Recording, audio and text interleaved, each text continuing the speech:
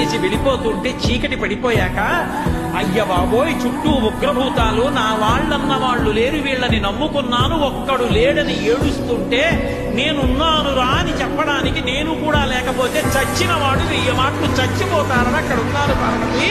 నా కర్మకాలక్కడ లేదు.